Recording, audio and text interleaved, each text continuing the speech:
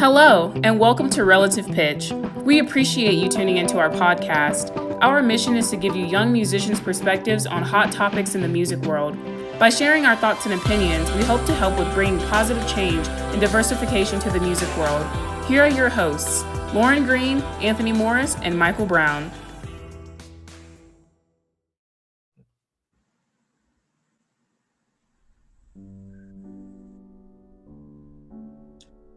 Hey everybody, welcome to our 8th episode, How to Avoid Burnout.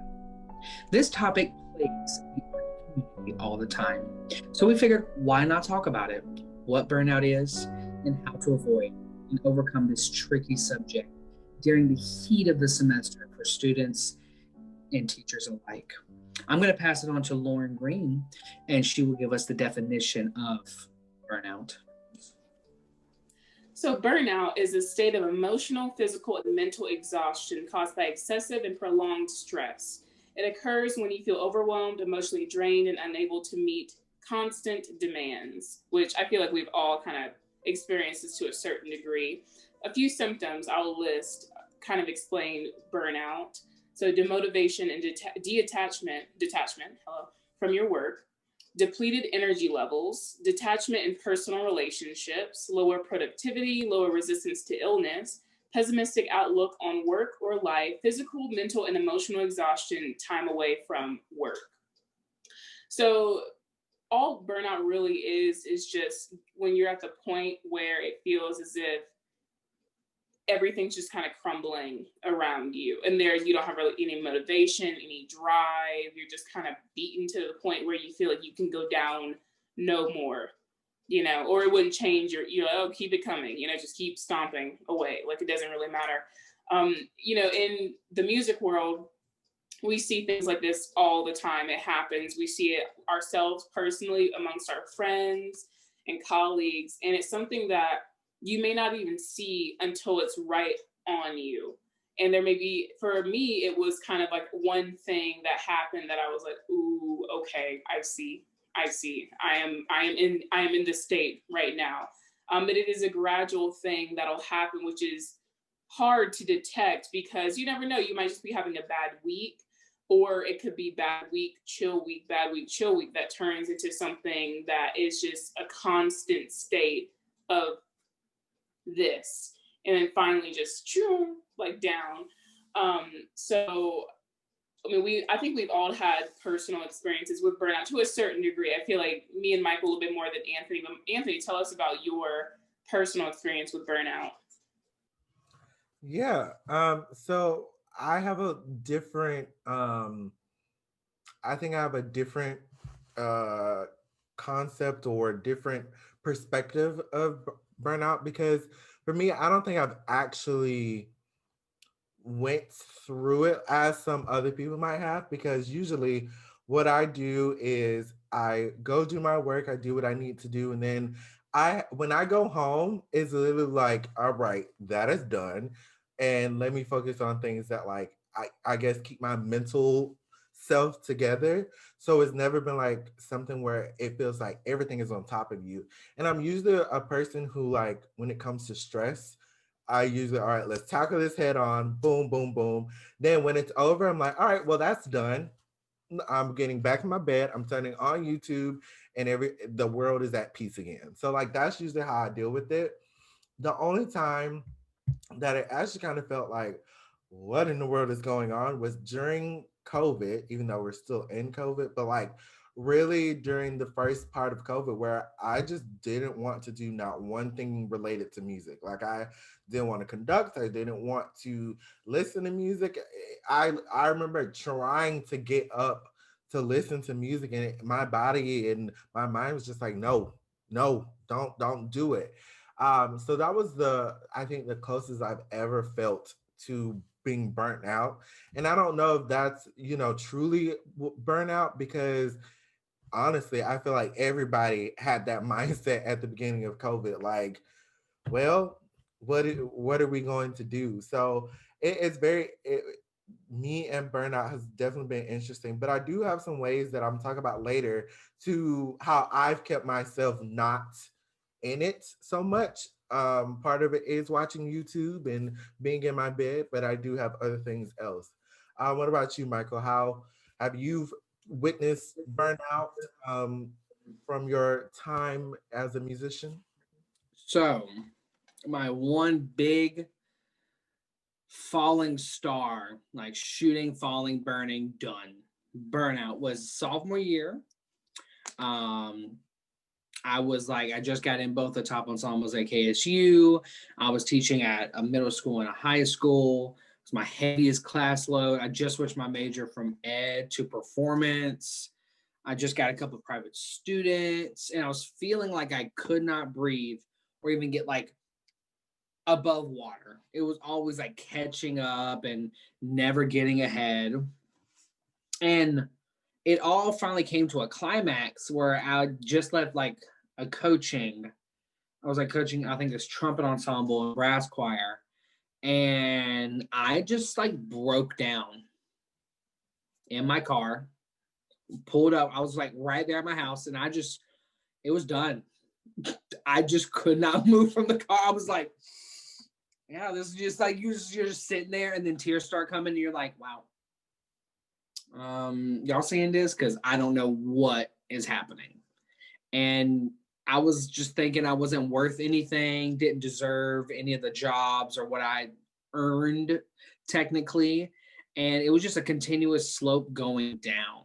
And there was nothing I could do to pull out of it. And it took about a whole year to climb back out. That was just like, that was it. I just remember just sitting in my car, Miss Betsy. That was my old car, if anybody knows me. And I'm just like, yeah, not even Starbucks or McDonald's or a nice steak could fix this. This is just happening. I was like, wow. And I know Lauren has felt something similar in the time at KSU in our growing up.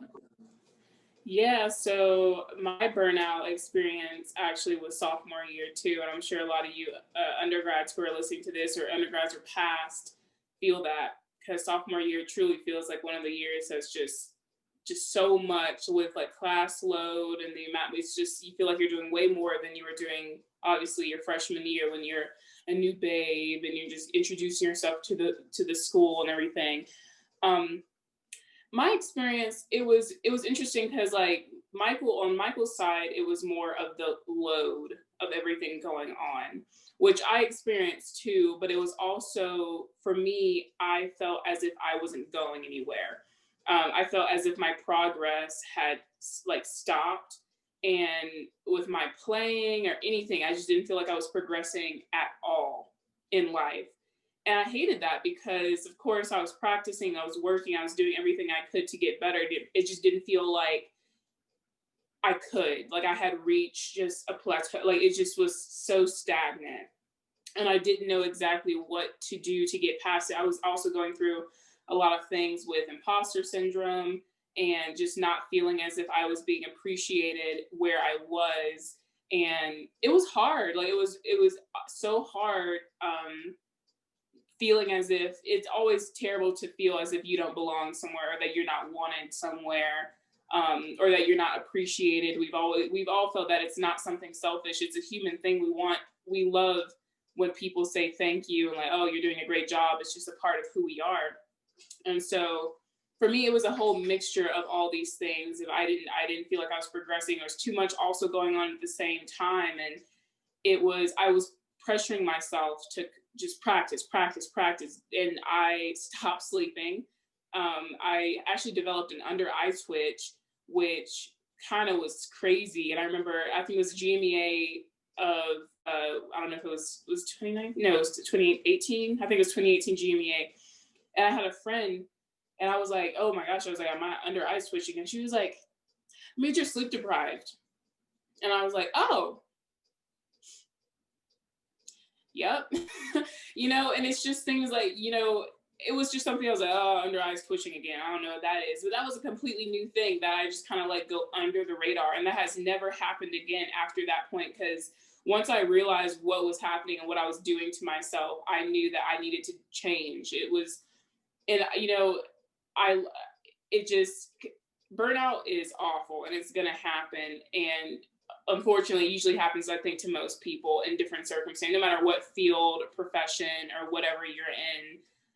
But the main thing is like knowing the signs and being aware of when things change for you and you're like, I'm just not sleeping these days. Like, what do you mean? Like, I'm eating like crap these days. What do you mean? Like, probably should monitor that. Oh, there's just too much on my plate. I can't feel organized and yada yada yada. And so there's a point obviously that we all shook out of whatever circumstance that we were out experiencing, either stress, the smaller stress level that Anthony was mentioning, or the more heavy of Michael just going through a like just heavy workload, class load, and everything. We all shook it out somehow, and so I kind of wanted to talk about, like the more of the lead up, like the lead up to burnout before we get to the actual the fixing it, or going through it and fixing it. So Anthony, what are some signs you would see from us, your friends, and other people who was experiencing burnout? Yeah. So first I want to say for me, um one thing that leads me to like completely losing my mind is when I don't have anything to do. So Michael was talking about like a lot of things were on his plate and everything, and it just drove him crazy. So it's the complete opposite for me. So if I don't have anything on my plate, I am going to go crazy. I remember when I first went into undergraduate, um, I loved having a whole day worth of things to do. I loved having like 10, 11 classes to get done. And to the point where when it got to my sophomore year, I was like, all right, this 18 credit hours isn't enough. Let me get 21. And so like that's my thing where I need something to do. And I think the reason why Corona was such a thing is because I had nothing to do and I lost my mind. I was just like, what in the world is going on? I need things to do. But so burnout for everybody is completely different for each person. And the whole thing is you need to know you. And you also need to have people around you that know you as well. So I would see Lauren, like one thing, Lauren is usually a very extroverted type of person. So it's very off putting when she's like to herself and you see her thinking to herself. Like you can tell in her mind, the little bunny is spinning. Like you can tell it, but she's not audibly saying it out loud. So you're like, uh-oh, something's wrong. Something. And like, Lauren, you have a face. When you are thinking, it's a face. And it's very determined. And it's like, I don't know if this is a good thing or she's about to kill the whole world. I'm not really sure. It could go either way. But somebody, we need to say something. We need to be like, what's wrong? And I saw it then and I see it sometimes. And so I make sure I'm like, Lauren, are you okay? Like, we need to talk. Like, what's going on? Because I think the biggest thing about burnout and any mental thing going on, you need to have friends around you that know you to say, you look like you're going through something, you're trying to keep it to yourself. Stop it. Stop it right now. Because you cannot be going through this by yourself because it's not going to end very well. You need to let other people in so that we all are together. And so for Michael, when I see things going on with Michael, he is also kind of the same where he's very extroverted. I'm pretty sure all of you who've watched any of these episodes, you see how extra Michael can be. So it's like when he is to himself and like he gets the mad face. I call it a mad face. It's like when a baby gets mad and they put this like face on. It's like really angry. Yeah, it's like really angry, and like you see it. And I always look at Michael as a little brother. So like it's just like, look, isn't he so cute? He's so mad. He could tear off a whole head of a Barbie doll. He is so mad. And so I literally with this tone of voice, I'd be like, Michael, what's wrong? What is wrong? Because the thing, what I've learned about Michael is that you have to approach it very like be calm. Like, you know how like a therapist would calm you very calm. Like, hello. Do not be like, Michael, what's up? Like, what's wrong? Like, let's tell me what's going on. Because like really like be ready on guard. Like, what's up? You have to come very like, Michael, what is wrong? And you can see it. And then there would be days like, because we live together. Usually Michael would come and knock on my door every time he comes home and be like, hey. Then there's some days where I'll hear the front door and I don't hear a knock. And so immediately I'm like, this is not what we're finna do here. We are not finna say you is not finna come in this house and not knock on my door to say, hello, I'm here. So what I would do is get out my bed with, well, look, I always have this with me. Everyone knows this is mine.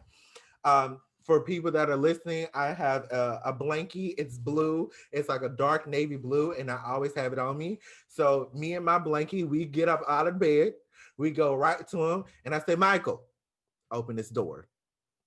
What is wrong? Because again, we've been friends long enough that I know when both of them are going through something, and as a friend, I need to be there to always help at any point. So those are some of the things. I don't know if y'all know, y'all have certain things that that y'all physically I can see, but those are some of the things. I know for me, I become a person you do not want to be around when I'm starting to be stressed. I already have a rather short fuse, and that short fuse just becomes no fuse. And the filter I have just becomes no filter. And it is just a free for all. Like my irritability just goes from, okay, if you drop a fork, okay, we're fighting. Like, why did you drop a fork? Like, we're eating dinner, it was quiet, and why did you drop a fork? Or like a loud high. You have a very short fuse, and it's like you have to be ready for this. Like you have to be ready because I would try to come and console Michael, and he'll just start like being so angry at like literally a squirrel knocking on the window, and like he'll just go like in, and I'm just sitting here like, maybe I need to clench my pearls and get up and leave. Like, what is going on around here? But you have a very short fuse, especially when it's that time. Yeah, I know. Like in the hard part, like me and Lauren, we can see it. With Anthony, he's really good at decompressing every day. So for him, for me, I know his schedule. Like when we were in school, I knew his schedule. I knew what he was doing because like we were playing stuff. And I knew once it got like a lot of stuff, like that 1 week where it's everything, that's the 1 week where I'm like, Anthony, let's go get some dinner. Let's go to our favorite place, go do our favorite activity, then go get some dinner, and we're gonna be okay. Because Anthony's that person where you just gotta know when everything's happening, and that's the time. I know for me, when I realized, like now that I look for it, is my rise in irritability. It's very easy to like. Sometimes I used to hear a sharp noise, like just anywhere, like in the apartment complex, and I would just get mad. Like I'd be laying in my bed, I'm like, don't they know I'm trying to sleep? Like I'm literally trying to sleep, take a nap, and then I start losing sleep. I'll start staying up late for no reason. I have a lack of motivation. My dark circles and wrinkles get worse. And my big thing, so I know I'm going through it, I stress eat. It's amazing. It's the best thing ever. It's actually not. Like, do not believe me. But, like, I love food. Like, I just love food. Let me interject you real quick. Michael would leave at 2 o'clock in the morning to go get a whole biggie bag or whatever they call it from McDonald's. And I have never been a big fan of McDonald's. So Like, good. I really feel like it's really fake food. But It's so to good. watch him come back with all of this food made me want to throw up. And I wasn't even eating. I was just like, Michael, how are you eating this at 2 o'clock in the morning? And then gonna go sleep on this. How do you do it? But that stress eating, don't do it. Please don't do it. Please don't do it. Even if you love food, trust me, just instead of going to stress eat, just go pay for a high dollar meal. and you'll feel better. You'll have a better experience. But that's what for me, when I see burnout, it's those on other people too. But for me, I know rise in irritability is my number one. Just like everybody be like, coo, coo, coo. Michael is a no-go right now. So I'm going to pass it on to Lauren and let her explain some of her realizations. Yeah, I mean, between these two, it's like night and day of figuring of like stress. Because Anthony, you don't even know. Like, it's kind of like you have to like stare at him. And even then, after you stare at him, you're like, I still don't know what's going on. You know, it's just, you never know. Because he truly is the one of us who really knows how to decompress and how to separate school, work life from home life. And, you know, for me and Michael, who sometimes we would practice at home and do all this other stuff at home, it would not be as big of a divide of, oh, now you're home, you can only do home stuff, you know, because I'm like, oh, I kind of want to practice, or I'm going to do homework, and yada, yada, yada.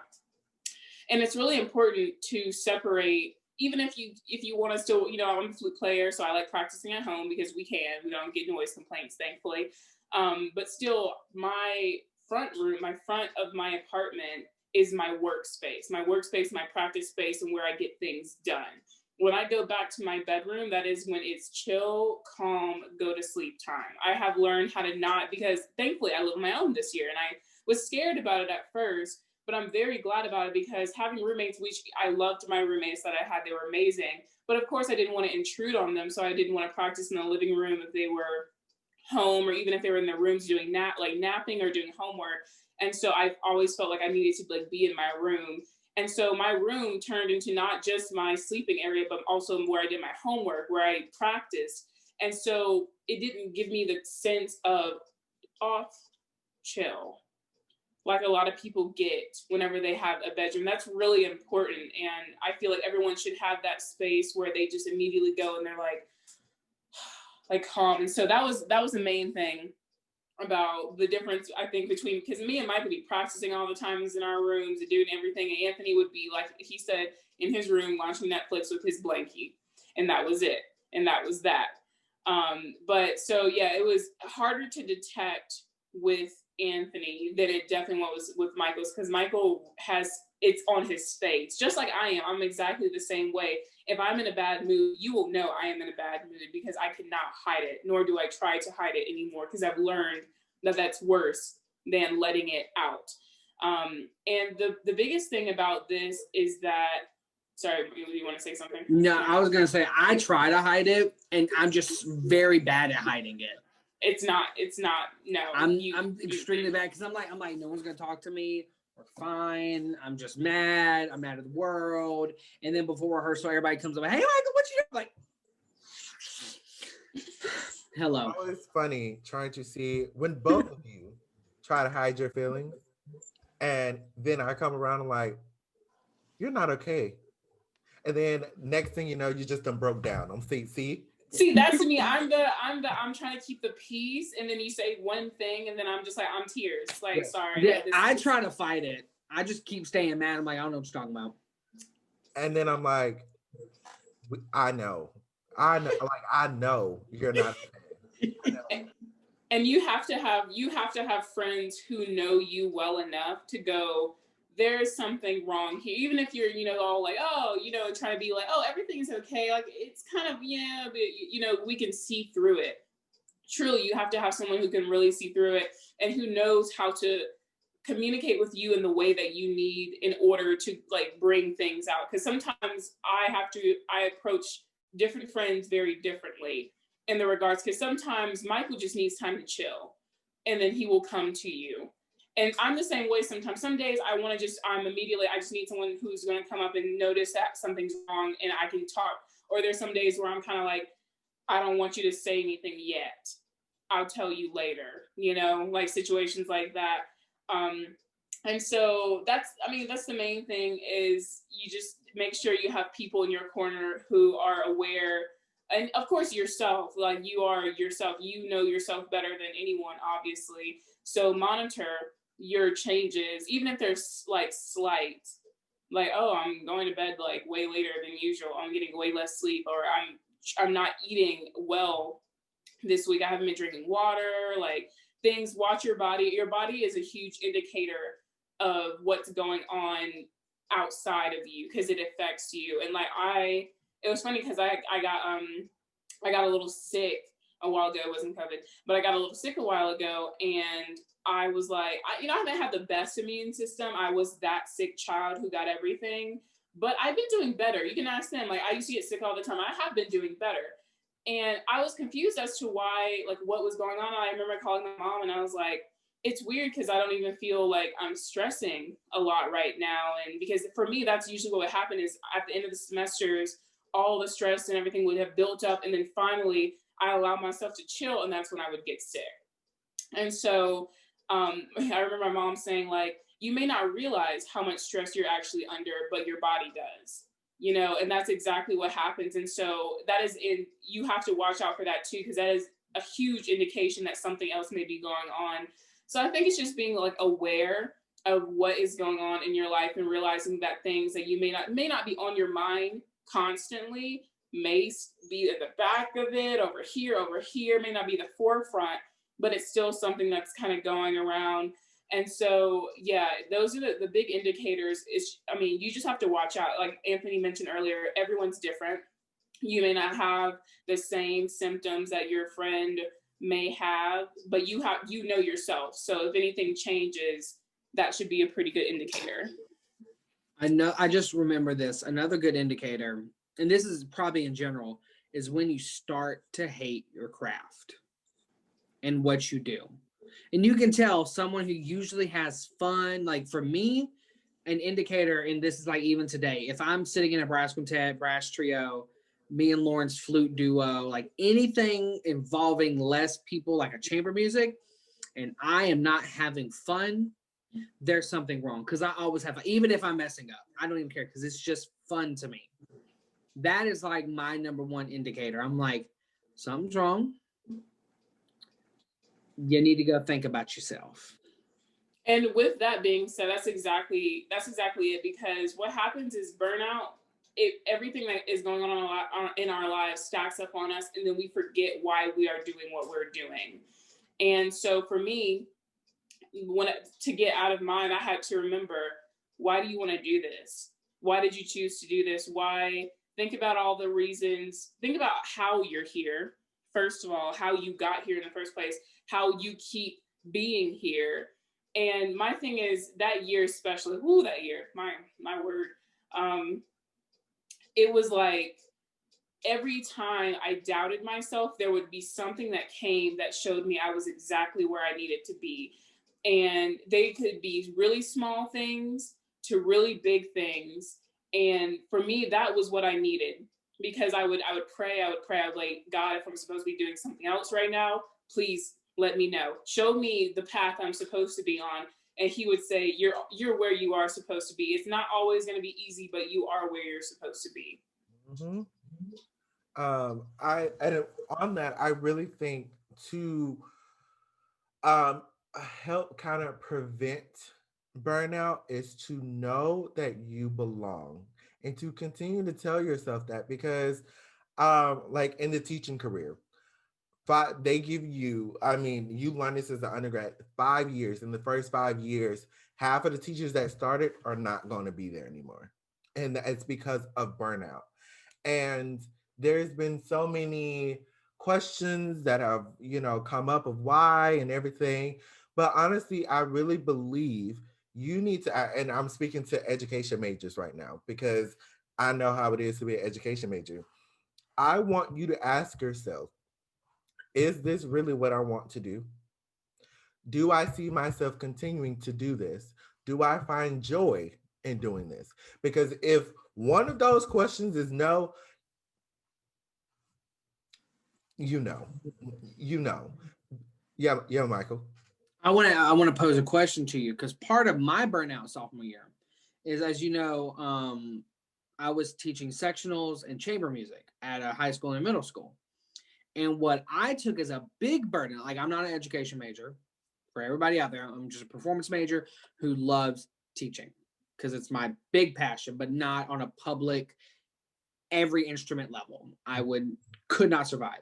But my what got me down was I blamed myself for every student's mistake, like Mhm, any mistake, mhm, missing a note, messing up in a performance, not sounding good this day, not doing this.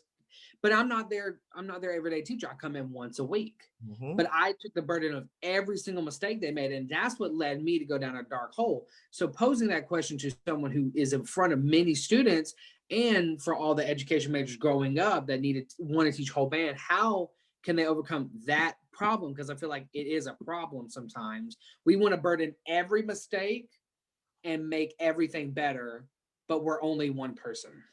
You're only one person. And I say to this, you are not in control of X number of people. Sorry, you're not. Like, you're not God, you're not whoever. You do not control people, and you do not control how they play. Do you give your best and you try? And my this is what I tell any teacher, anybody. If you say, did you give it your best? If the answer is yes, then whatever happened, it happened. But let me tell you, in performances, things are not gonna go right. I want everyone to know, in performances, nothing is going to go right. And if it does ever go right, praise Jesus. But I'm like, people really think that, especially for teachers, I need to make sure to do this, do that, do that. Yes, that's all good.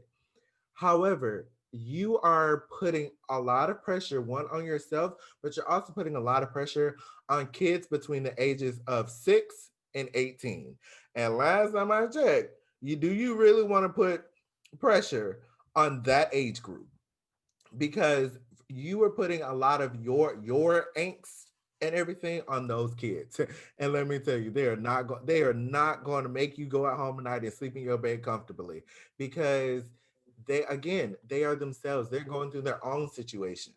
So for teachers who are feeling like, because little Susie over here messed that E natural and measure 62, don't take that home. Now, let's say the whole ensemble really kind of, fumbled the ball. Then there are healthy ways for you to go back, listen to it, and be like, okay, so this is where we messed up, or this is where we have some challenges. All right, here is the way to make it better. Don't go home and be like, oh, I'll never get this right, yada yada yada, I'm the worst teacher. The greatest teachers in the world are who take from their mistakes and make it better. And that's what I have to tell myself right now, is my first year in teaching, is that I do not expect that I'm gonna get every single thing right. But what I am doing is taking every single day, and I'm like, well, that worked today, or that didn't work today. How can I make this better for the kids next year when they come through this band? That's what makes a great teacher. Because, and I've always said, you should always, if you're a teacher or a performer, whoever, you should never stop learning, ever. So as a teacher, you're always going to learn how to make something better. That's what make you a great teacher. Not to say your ensemble is going to play at Midwest, or everything else, blah blah blah. But I promise, those teachers right there who do make it to those great, phenomenal places are teachers who, like, all right, that didn't work then. I'm not going to really stress over it right now, but I'm going to make it better for the next people coming through. So know that you belong here. And if those questions that I said, if you do not love what you are doing, if you don't find joy, if you do not can see yourself doing this, you might want to look at a different way. And it's not saying completely leave the education field, but find something. Like Michael, he left music education, the degree, but he finds joy in teaching small ensembles, chamber works. He loves that. That is still, he never left the education field. He was just like, being a band director is not my tea. That's not my calling. And But I do flutes and oboes. That's it. That was the problem. Flutes, oboes, and clarinets. and see, And Lauren has found that she loves teaching flute ensembles and private lessons. So there it is, education performance, but still, you have to find your specialty. Like, my specialty that I love doing is conducting, and part of conducting is full ensemble. Now, Would you want to put me as a private teacher? Please don't, because I promise you it's not going to go right. I promise you it's not going to go right. But put me in front of an ensemble. Oh baby, it's going to be good. It's going to be good. Now I take my hat off to Michael and to Lauren who have private students, because if you my private student you're not getting something, I'm like, why aren't you getting this? Oh my God, like it gets really there. Now, so I'll take my hat off. But the thing is, you have to know where you belong and that you belong exactly where you are. So, to all the education people and to all the performance based people and everything going through college or high school right now, know that you belong. And Lauren just wrote a big thing on our website, actually, the imposter syndrome. Um, and it was basically saying, like, do we belong? And the answer to that is, to you in your head, you always need to say yes. Don't matter what everybody else say and how they treat. In your head, for you to still be here, I had to say yes. Because my freshman year, there was something that happened where a teacher um, was talking about some of the other students, and that teacher said, "Oh, so and so, they belong here. They're going to be great at teaching." And mind you, I'm sitting right here. Cut to 3 years later, that student is no longer an education major, no longer is a music major. If I would have let that teacher really affect me, I would not be here. But you know what I told myself right then? I said, "Oh, I'm gonna show you. I belong here. Baby, this is me." I have said I wanted to be a teacher since I was like 4 years old, had little stuffed animals and I was teaching them. I knew what I wanted to do since then, and I have not changed since then. So, because of I'm not going to let whatever you say, because here's the thing, you cannot control what people say. You can only control your response to that. And my response to that was, just watch. And I love that, because you're taking the power out of anyone else's hand but your own. And when it comes to your decisions, you are the person who should be thinking, if this isn't something I want to do, then that's my decision. I've come to that organically and I've thought about it. But never let anyone else tell you that you are not supposed to be where you are. Because they don't know you. They don't know where you've come from, what you've done to get here, what is to come for you. They don't know it. So let those people talk, let them think, prove them wrong, and so, but getting back to more of the how, I mean, this is talking about how you get out of that state. For me, one of the really big things was prioritizing and balancing. Because at that point I felt like I was drained and I wasn't getting enough, like, the input was less than the output. I was giving more than I was taking in. So I was like, I gotta sleep more. I gotta eat better. I have to figure out what things make me happy and what things are going to help, and so we all have things where they're non-musical activities and things, hobbies that we like. And whether that, a lot of people like jogging, have fun with that. I hate it, but cool for you. um but, or like cooking, cooking with friends, baking, watching shows. I really getting heavily into TV shows, books. I really love reading. That was a huge thing for me. So that I remember whenever I had a lesson with my piccolo teacher at the time, Kelly. Hi, Kelly, if you're watching this, hello, love you. I was just telling her, I'm so stressed. Like, there's just so much going on. I feel like I don't have any time to do anything. And she was like, why don't you actually write out, like, I already had a planner. I've had planners since high school. I love planners.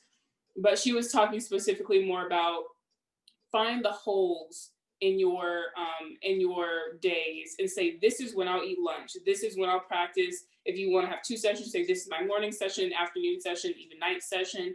And doing that really showed me how much space I really had in the day to practice or eat lunch and everything. And I was just neglecting it because there was so much happening that it wasn't organized. It was like chaos here. You can have organized chaos. That's what it's like being a music major, honestly, just to be honest with you, it's never chill, but it can be organized. And so what I had was my planner, and every week I would sit down on like a Sunday and just write out and say, okay, so Sunday I'm gonna wake up, and this is gonna be my chill day, more about laundry, do a session here for preparing for a competition and everything, homework, getting ready for the next day, ensembles. This day, next day, Monday, okay, I got my morning session, got my ensembles, I'll get coffee with Michael here, practice again right before rehearsal. After rehearsal, I'll do another session, do dinner, go home. And so for me, that really was like, wow, you have 24 hours in a day for a reason. And like, sometimes it happens where it's like, this isn't enough. But for me at the time, I had to say, okay, I can't do everything I want in a day all the time, or even in a week, but I will say, okay, since I didn't get to do that yesterday, now I can plug this in here and make sure I touch everything that I need to throughout the week. So I really encourage you, if you are feeling like you are drowning in everything and you do not have some type of organizational system, whether that is a planner, I also have calendars everywhere in my house on my phone, like physical ones that I take with me everywhere. And some people, like I'm sure Michael will talk, I'm more on that spectrum than he is on that. I gotta write everything down because it will stick here. But Michael, I think, has a different opinion of that. The only thing I write down in my calendar is, because the way my mind works is when I'm going to hang out with people or I won't remember, and my bills, because you don't pay them bills, they come in to collect, and and when I get paid, love when I get paid. That's my favorite day. But I looking at it from like a different one, like Lauren's talking about, like you had to you see those times that you have built in my mind when I'm like planning a bunch of stuff. I have those times in my head.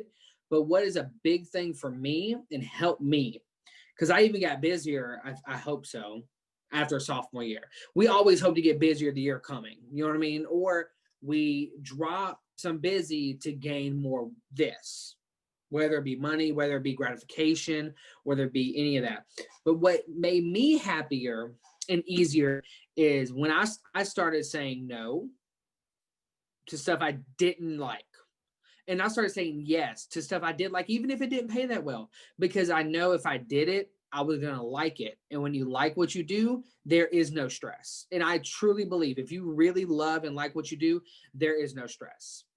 Like I like practicing now, like really like it. So I try to go 3 to 4 hours a day, and I just like to do it now. That's just me. And I will say what he means by that is that if you find yourself every day saying, wow, I really hate this, I don't want to do this, I hate practicing, I hate this profession, probably not. Now, if you have a day randomly where you're like, oh my gosh, you just want to do nothing, like that's natural. You're a human being. No one is on all day, every day. Like I love, like, yeah, you're going to love it. But there are going to be days where you're just like, I'm just kind of tired. I really don't feel like it. And you need those days. You need rejuvenation days. And I think that's a big thing that can lead to burnout is if you are, that was me. I felt like I need to be constantly on all the time. Like, yes, love it, but also make sure that you're not like, you're going to have days where we all have our days. I've had plenty, but that didn't tell me that I hated what I was doing or I loved it any less, that I was a human being. And so sometimes, but the biggest thing is that I would get back up. If I needed a day off, the next day I would be right back on. Like, all right, let's hit it. Let's go back into it. And that's the main thing, is that if you have an off day, make sure your next day is on and that you are giving as much as you are taking off, if that makes sense. But yes, agreed. You should love what you do regardless. And that's like for students growing up and you're getting gigs, teaching, doing anything, like say yes a lot at first, because that's how we make it in the business. But there comes a time where you have to care about yourself and what you want to do and what you really like to do. And the stuff you like is going to be easier to say yes to. The stuff you don't like will become easier to say, I really don't have the time this time. Maybe next time I'll have the time. One big thing for me is Lauren likes to plan out the week. I like to set goals. And my goals I usually set is weekly. So like this week is I want to listen to more excerpts in context because I really don't like listening to whole symphonies. Just be real honest. That's just me. I love listening to wind band stuff, but like orchestral stuff, I really have to sit down and I'm like, okay, I'm gonna do this. Even though my one part is right in the middle, but I'm going to listen to the whole thing. My monthly goal is to build more stability in my low range. Then I set a 3-month goal, be able to blend in brass quintet in a section better. 6-month goal, have a natural ease in playing. And a year goal, do at least 3 to 5 competitions. Those goals for me, setting like short, instant gratification to trusting the process. And that is, I feel like what music is a lot, and learning how to do stuff is we all crave instant gratification. That's why like people like me like to cut grass. It's instant gratification. You see, it goes from tall to short. That's it. So we crave instant gratification. We know in 1 week we can do that. 2, we have to trust the process for the year-long project. It's just what it is. And so for me, that helps keep everything on track and to keep going. And a big thing I think this goes with what Anthony's going to do is know where you want to take your career and know what opportunities you can say yes and no to. Remember, musicians, I'm going to say this again. No is a word. It is a word that we can use. We don't like to use it. Trust me, I'm the big person. I like to say yes to anything. Oh, Michael, can you drive 5 hours to teach class? Yeah, I'll just let me just move some stuff around. I got you.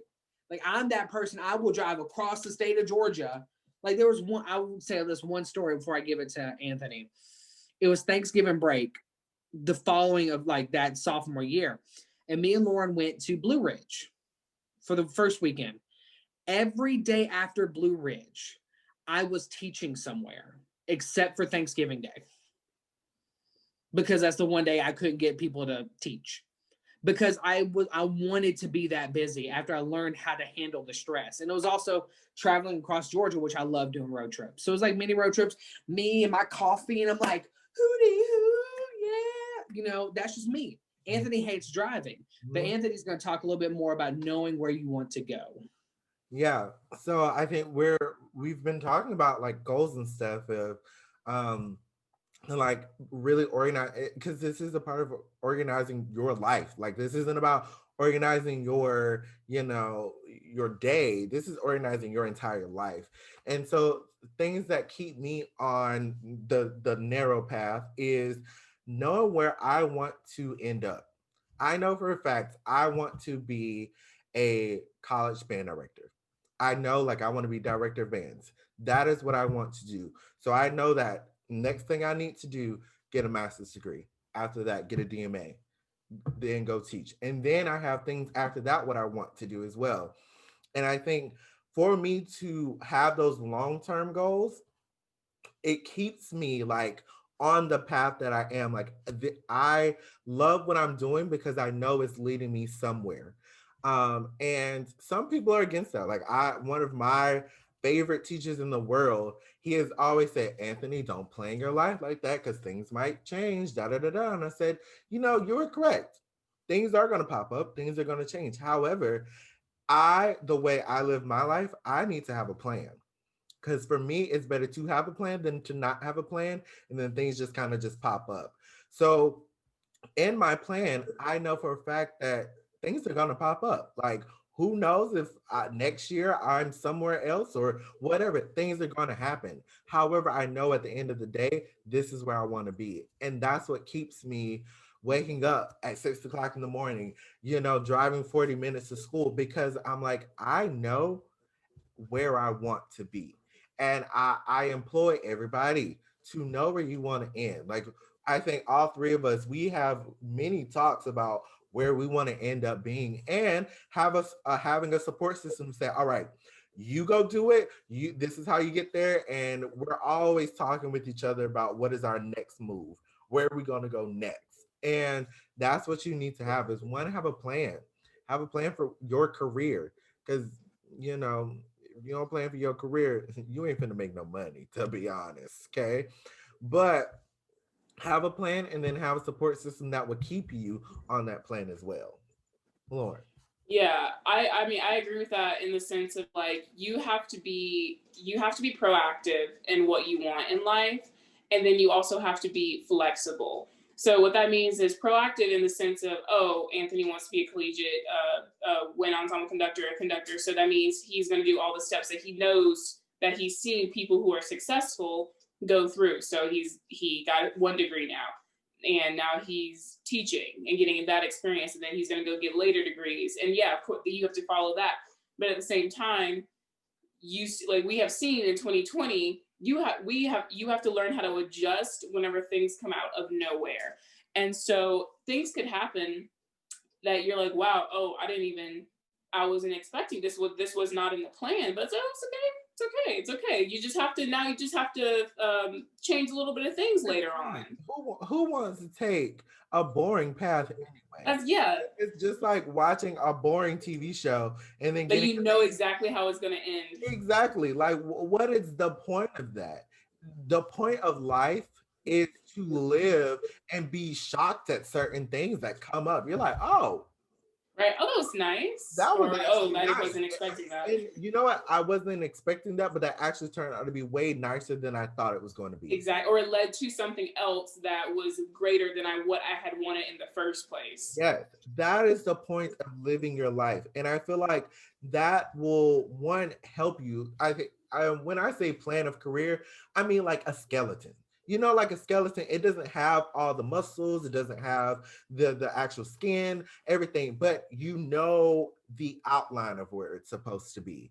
And that's what I mean by plan your career. You need to have a skeleton base of what's going on, because then the muscles, the skin, the organs, everything else, that's all the things that are just kind of just pop up. You might be in your third year of teaching, and then guess what? You're performing at the state level conference. Did you expect that to happen? No. Was that in the plan? Maybe not. But guess what? It's happening now. And it's going to make your experience as whatever comes after that completely different. Or you get nominated for a Grammy.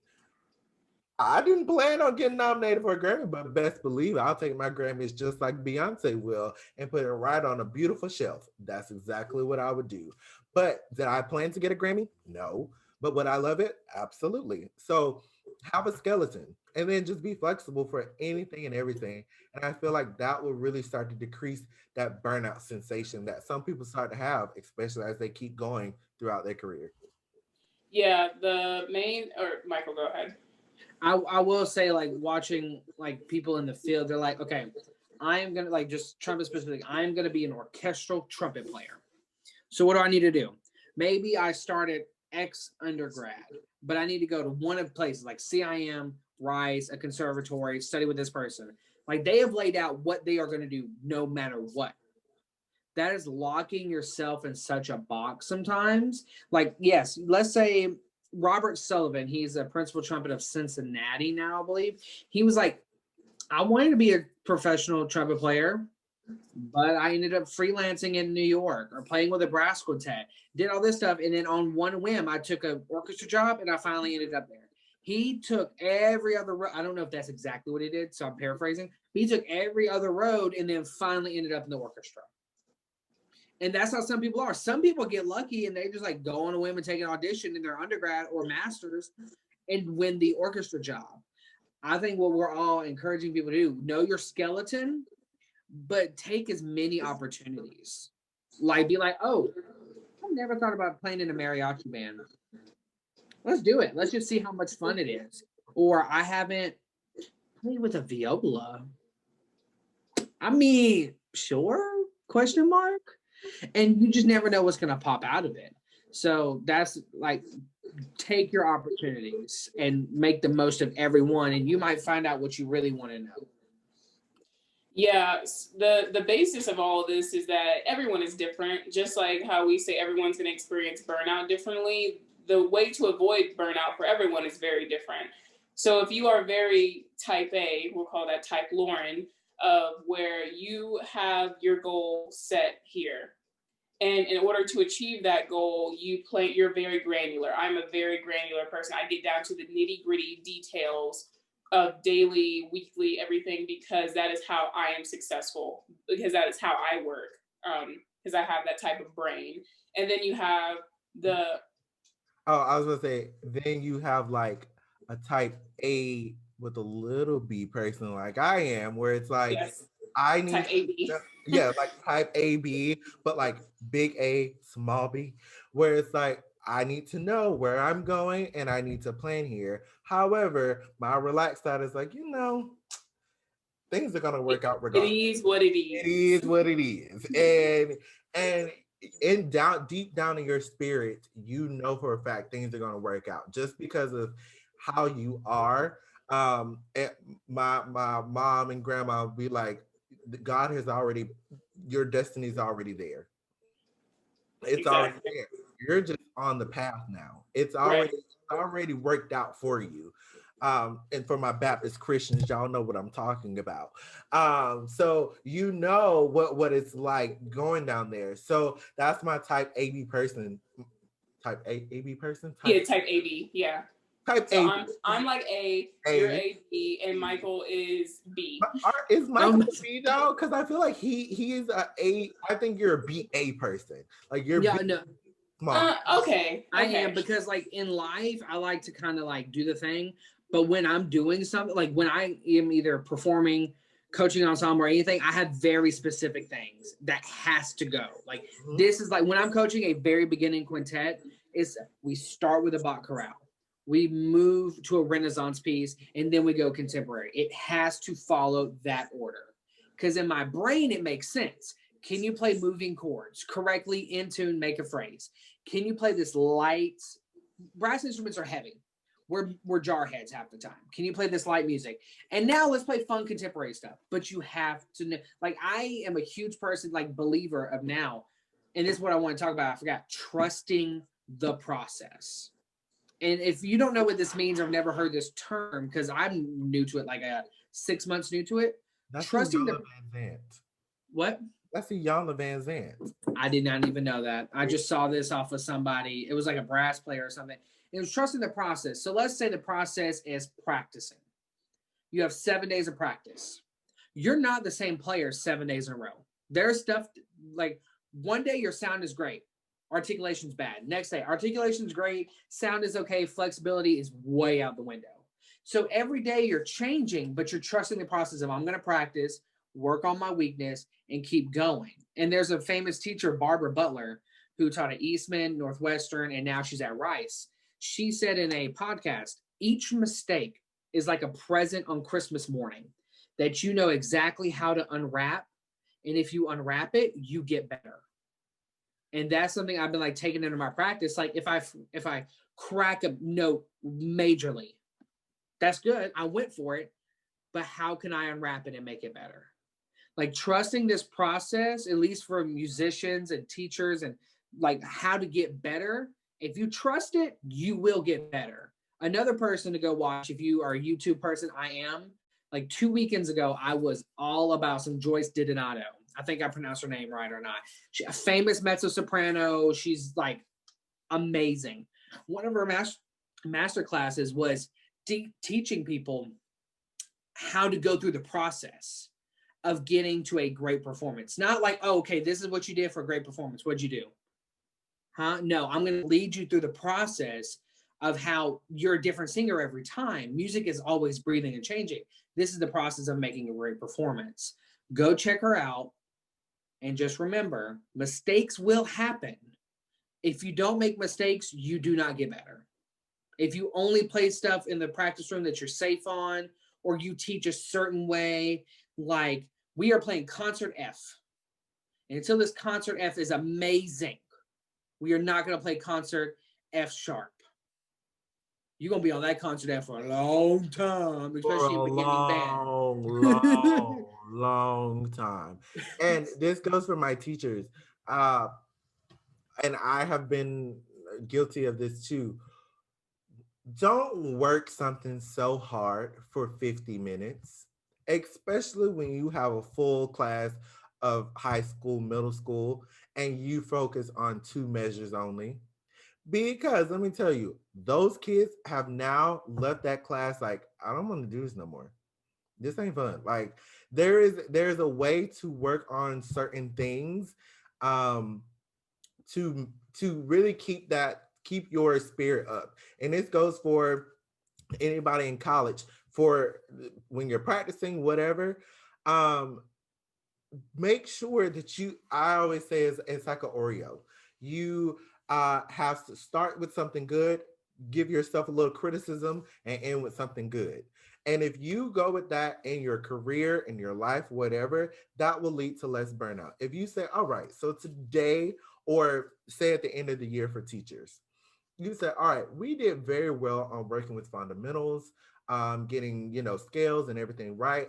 In the middle part, we really still need to work on phrasings for next year and really just making a solid sound.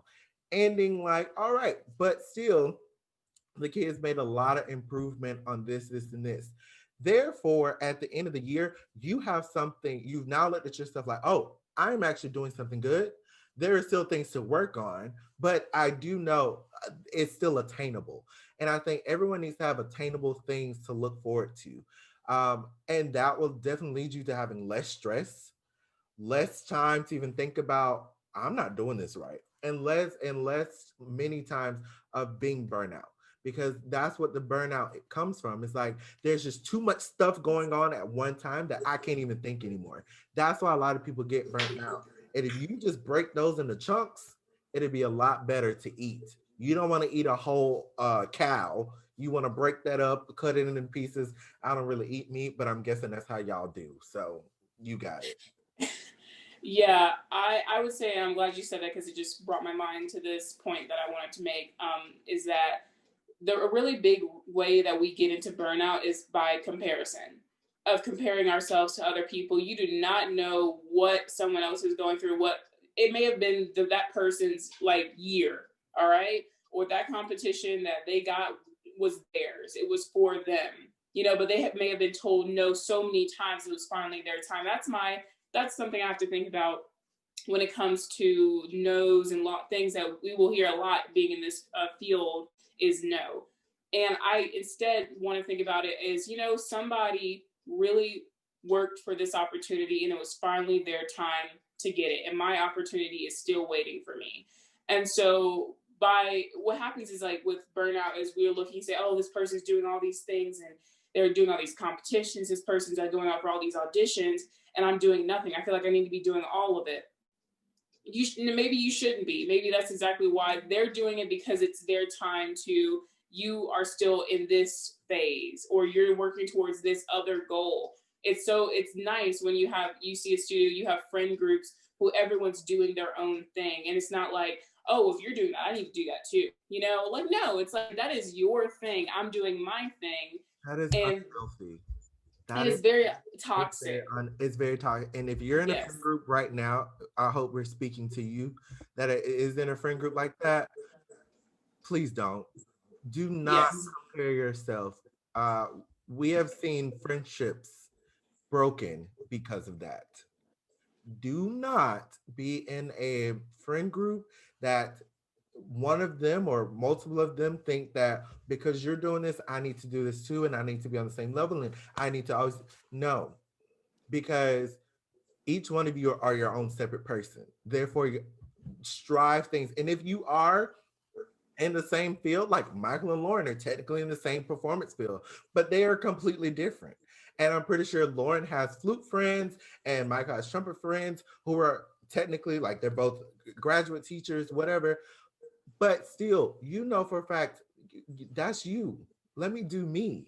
I have teaching friends that I'm like, all right, great job. But this is me, this is you. Don't ever try to compare yourself, because baby, that is so toxic. And it's going to make you just feel bad about yourself at the end of the day. Because Yeah. let me tell you, the people who you are comparing yourself to, they sleeping well at night, very well at night. So do not compare yourself. Don't let that toxic thing come for you. Yeah, it's all about knowing what you are ready for at that time. So you can have people in your studios, your friends who are doing these crazy competitions, and you're kind of like, oh, well, since I mean, we're kind of the same level, so I feel like I should be doing. No, that is not what that means at all. Everyone's levels are different. You can go up. This year's not up. Now this year, that. Like, it just changes.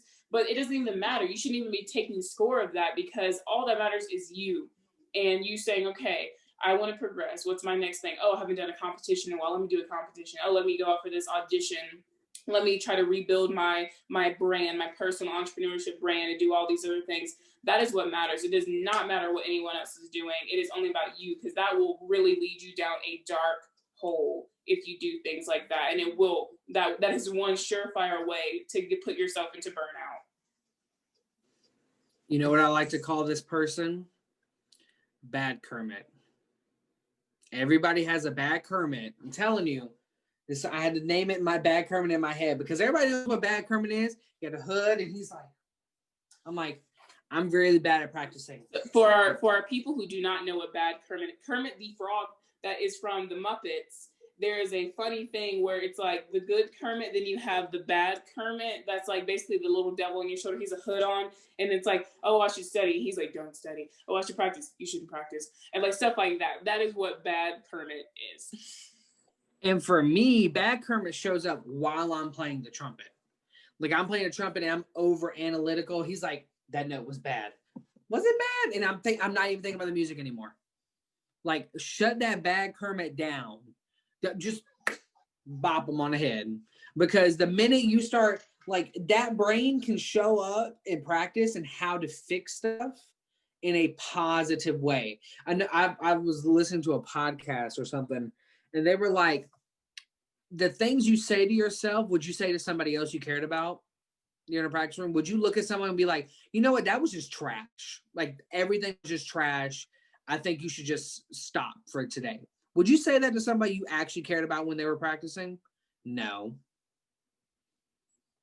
Would you give them critiques and how to fix stuff? Yes. So don't do that to yourself. Don't be like, wow, that was trash. I don't know why you're doing this today. This is such a bad day for you. You should not practice today. You should wait till tomorrow. And then, are you sure you even want to go for this audition or competition or even playing studio class? Because are you going to be good enough? Like, shut that person down and start filling it with like productive positivity. Yeah, I agree. You can be your own worst enemy, and you can be the person who puts yourself into these states, because I have been there, at least myself. I can't speak for anyone else, but I've been there. I've been the person who's like, you should not be doing what you're doing. And it's so bad. It's not good, because it's not something I would say to anyone else. And sometimes we forget that we are human beings, and even though it's ourselves and our thoughts or whatever, you are still, anything we say is affecting us. Anything we're thinking ahead affects us. So instead of, and I still have days where I'm like really deep into a session, or especially recordings. Oh my gosh, recordings. I want to throw my flute. Like, seriously, it's just, it's so bad. Then I have days I'm like, oh, that session was so great, and I felt really good about it. And so I just have to remember that not every session is going to go how I want it to go. And it's about, okay, well, let's make the next one. How can we improve so the next one doesn't go that way? And also in practice sessions, if I make a mistake, I just will go, okay, well, why did you make that mistake? Not like, how could you? Like, oh my gosh, it's just like, all right, so you weren't thinking, your fingers weren't aligned. Like, let's like be real and say why we were, or your brain was focusing somewhere else. You just have to be kinder. We just need to be nicer to ourselves. So I feel like that's like, oh, but I'm being serious, because we're really not, especially in this. It's so easy to just keep putting yourself down. And there are some days I go back and forth. I'm like, oh, I could do one more session for the day, but then I'm like, okay, well, you should, because that last one wasn't that good. Or it's like, or you can say that you'll get rest tonight, and the next day you'll hit it hard, and it could be better in those instances. And it really depends on the day. Some days I'm like, I am going to pick it back up and just like go back into town right then. And the other days I'm saying, I feel as if it'll be better if I would take this time off and hit it hard in the morning. And everyone's different. Every day is different. So you just have to, again, be very aware of yourself and your needs and how you progress. And that's how you should apply it. And don't ever, again, comparison of people, oh, how many hours? Don't ever ask me. Don't ever ask anyone, please, how long they practice. Because if you, in your mind, unless if you're a teacher and you're asking your students because you're like just wanting to like be like, are you practicing? But if you're like just being like, oh, how much do you practice? Like, if you expect me to say anything over like honestly, I'm telling you this right now. if you practice over 4 hours a day, I'm going to go ahead and I always question what you are actually doing in those sessions, because most of the time, and I've said this to people to their faces, you're not really getting anything done. What a lot of people, and someone had told me this, because I was like, I have people who are practicing like 6 hours a day, and I don't even get, like, some days I don't even get half that. They're like, okay, but you have to remember, sometimes you can get way more done in an hour than people can get done in 3 hours. And it's all about how you approach the situation. You go in with a clear head saying, these are the main goals I want to hit today, and that's it. And I'm not just going do do do do or do do or do do do do or do do do or whatever, and just playing around and thinking that's practicing. Practicing is leads to progress. Once I have my goals of the day, I really want to get this measure super clean. I want to get this excerpt down really well. I want to get this etude up to tempo. And I do all that. Guess what? Check for me. I did it, and I'm not going, oh, man, it's only been 2 hours and 58 minutes, not 3 hours. Let me just fill this with some time. Like, no, that's insanity. That's insanity. And that is a hugest thing that will lead to burnout, is thinking it's putting yourself on a time quota all the time, and saying you have to practice this much, you have to do this for this much time a day, or you're going to be bad. Because in your head, you know what you're saying to yourself. If you don't do that, you're not going to be good. And you are limiting yourself. That is the main thing. You are like, I think Anthony mentioned that about limiting, of saying that you only can do this one thing to be successful. No, you don't know how you're going to change, because we are not one thing. You are a different person every single day. Like, you shift. We are gradual. So saying that, and that's why when people, be very cautious when you're giving these master classes or you're speaking to these kids who are young, and saying the only way you can win an audition, the only way you can get the job is by doing these specific things. Don't say that, because that's one thing that's a lie. It is a complete lie, because think about all the people in the world who've gotten jobs, who won auditions. They've had very different systems. Now, of course, it's practice hard, listen to recordings, all these things. Those debate, of course, we know that, but saying you only can win an audition if you practice 12 hours a day and you play with the people for you play with the recordings. No, that's insanity. That's insanity. And it's a lie. Stop putting this into children's minds, because that is why we are seeing burnout happen so much, and why people are dropping like flies from this profession. It's because we are doing this whole comparison of, this person who won this major job said I can only win a job if I did exactly what he did. It's a lie. And you also have to remember the things that people see of you, what you look like, where did you come from, all of these things are you cannot compare yourself to said person over here, because no one is the same. No one is the same, and no one said you should be the same. So when people are giving those master classes and things like that, like, you need to do it this way because I did it this way, well, I'm sorry, sir or ma'am, whoever you are. I don't have the same money. I don't have the same opportunities as you did to get where you are. I have to use what I have, what God has given me to get to where I want to be. So, no, our paths would not be the same. So for me, what I always love to do is look at people who are currently getting their DMAs, who are getting their masters right now. But the thing, I have never told myself I need to do this because I have seen this person do it. Because guess what? They got there because their own personal issues. Okay, I have my own personal things, so I cannot. And I don't feel like any career, any job, whatever, you can take the same steps as the person did before you and get the same output. That's not how life works. You have to take your own thing and say, look, here I am. This is where I want to end up, and these are the steps that I am going to take. Not that somebody else took, because if you do end up getting to whatever spot and you just did exactly what so and so did, you're not really going to be giving music or giving the world your best product, because you're always going to be thinking about what did so and so do instead of what can I do. Because we all know when music touches yourself, when it comes authentically from you, that is something that people feel. That is something that nobody can take away from you. But if you sit here like, well, so and so did it like this, so I need to do it the way so and so did it, it's no longer yours. It's no Right. longer your music. It is now whoever, and it sounds bland. It's just like watching paint dry. I'm like, okay, well, we've heard this before. Next, can I? What's next? What is it of you? And I feel like with that comparison thing, that's what really leads to burnout, because you just cannot compare yourself, and you cannot hold yourself to somebody else's standard. And one of the most important lessons I think I learned, and the thing that something that has stuck with me to this day, my teacher in undergrad, my professor, my private flute teacher was Christina Smith of the Atlanta Symphony Orchestra. Okay, amazing, amazing, amazing musician.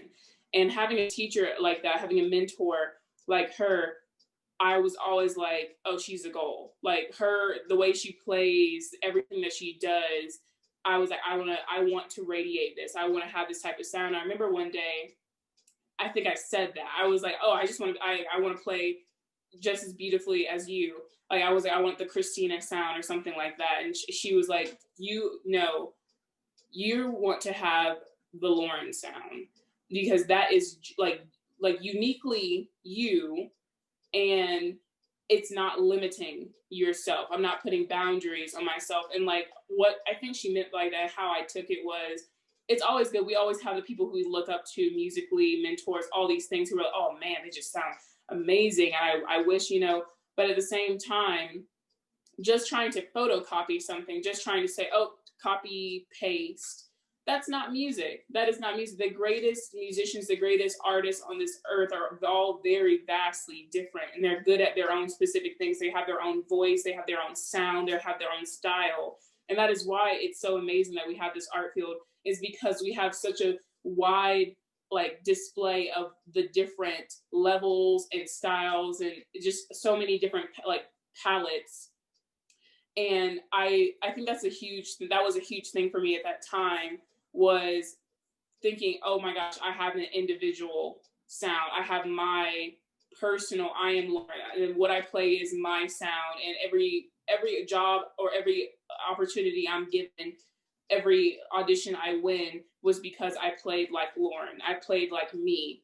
And you are giving you that is putting all of that, just like you want to immediately discredit yourself for anything bad, any no's you get, you have to give all that to yourself when you do all the good to yourself as well when you win those things.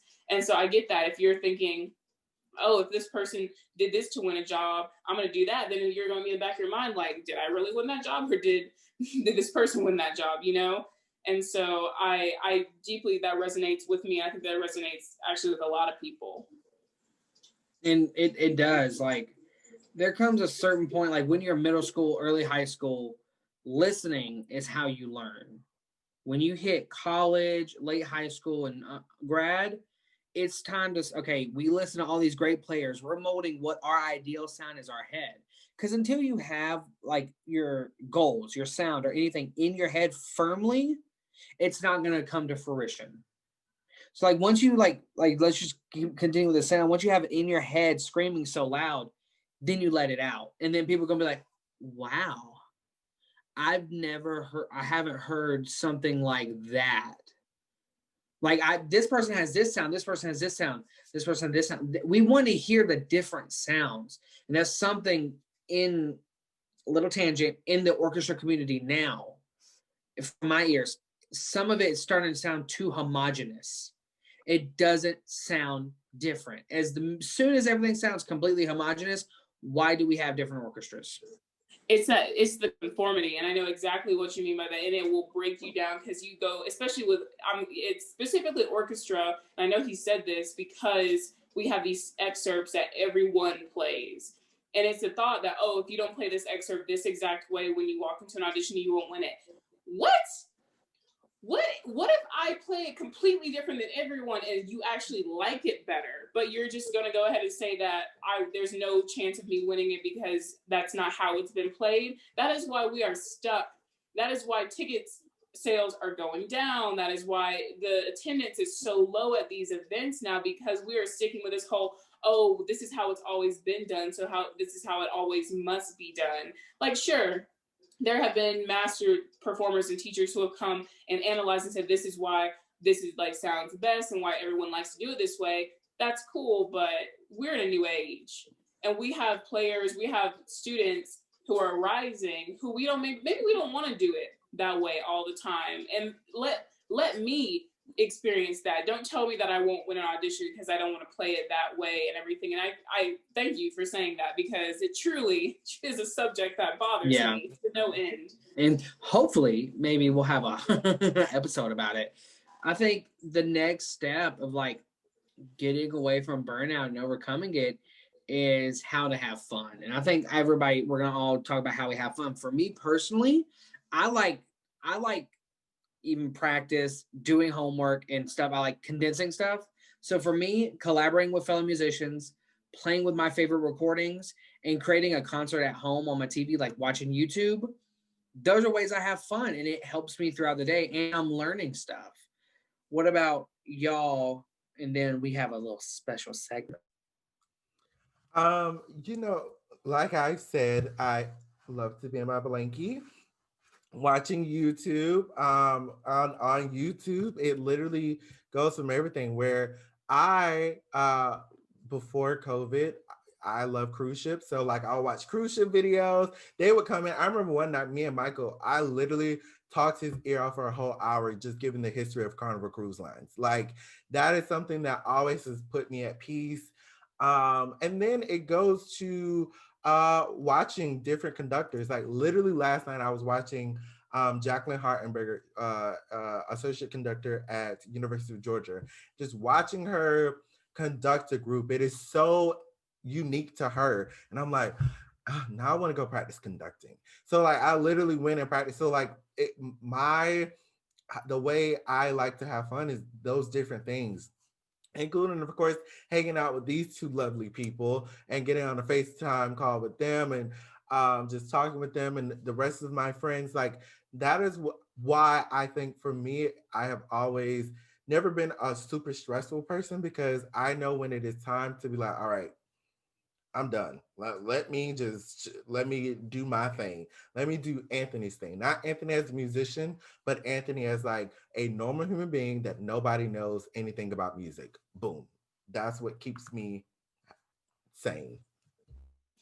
Yeah, my things is, I mean, like Anthony mentioned, and like I feel like my friends know about me, I'm an extroverted person. I love social interactions and hanging out with people like, oh, let's go do this, let's go do this, let's go do this. Like I'm always the let's go do this person, because I love that. And I love like whether it's, oh, we'll just go have lunch somewhere, or we'll just go walk around downtown, go hiking, whatever, or just come over, we'll hang out, we'll play for each other. I love doing that. I'll have friends like flute friends. I'm like, hey, bring your instrument over. Let's just like play excerpts for each other. Let's like play duets and stuff. And that's like fun. Or like I'll be driving and going to go meet people. I'm like, I just really want to listen to Spartacus right now, and just like let it just like wash over me. Or like let me listen to the Pride and Prejudice soundtrack and just cry about the times and all these things. Are like, you know, I'll be like, you know, I really want to watch my series and just get a bowl of popcorn and just like get really into it. Like, oh my gosh, put my phone away. Are there days like I just really want to go on Twitter for an hour and that's it, and just get really like go into the comments and like just, oh, that's so funny, and like just cry laughing. And so you just have to have that balance, and that's like the getting out of burnout. One of the best things that helped me was friendship, and just like relying on friends and things that made me happy, and reminding myself of why I'm here and all the good that's come out of it and everything. And so we hope that this has all been something that everyone has been able to resonate with and learn something from, if you have never experienced it, or if maybe you didn't know exactly what it was that you were going through. You're like, oh, wait, that sounded like what I went through at that time and all that. So we wanted to end the episode with a fun new segment called Swipe Right or Swipe Left, Composer's Edition. So Anthony and Michael. Wait, before you start, real quick, is right good or I don't use that app, so is right good or left good? Right's good, left is bad. Okay. So swipe right swipe right. Oh my gosh. Swipe right or swipe left. Brahms. Right. Definitely right. It's a soft right. Interesting. Handle. Left. Right. John Adams. Right. Atomic. Yeah, Einstein. The side of this. The side of this. Richard in was it China? Nixon in China, something like that. Yeah, left. Sorry, no. And Wagner. Right. Right. That's the controversy. Right. Okay. Like a shameful right. Like, don't let anyone see you. Yeah. James Stevenson. Right. Right. I agree. Ravel. Oh God. Like left. Right. Yeah. Sorry, left. That was. Oh wow. He's okay. He's alright, but that's the only one. It left. Sorry. Oh my gosh. Mother Goose. You know what? Anyway, Scott Joplin. Left. Wow. Eric Whitaker. Right. Ooh, he's not the same every piece. I disagree with everybody. That's like saying Jacob Collier is the same every piece. I mean, some people will say that, but we love Jacob Collier. Eric, right. There's a whole story, but right. Yes, right. George Gershwin. Left. I'll go left. I think it's 210. I just don't like it. It's sometimes. not his music, it's the behind the scenes story of his music. This is very interesting. I did not think this was gonna go this way. Omar Thomas. Right. Hey. Definitely. John Cage. Right. Left. All right, and Piazzolla is our last composer. Right. And only because of the way Lauren played the freak out of that song. Right. If y'all haven't seen that, Lauren, is that public anywhere? But if it's not, I'm gonna post it somewhere soon. Y'all need to go listen to her and Michael and some of our other friends from KSU. Libertango. A phenomenal piece. So right. Soft right. Ooh. Wow, Michael. I have one question before y'all. I have one composer for y'all. Tchaikovsky. Oh, right. Right. Left. Okay. What's your problem? We will get into this. We should have a composers episode. We should. I have some very strong opinions brewing. I feel some just interesting things happening. We should do this more often. I love that game. That was a good game. That was fun. That was fun.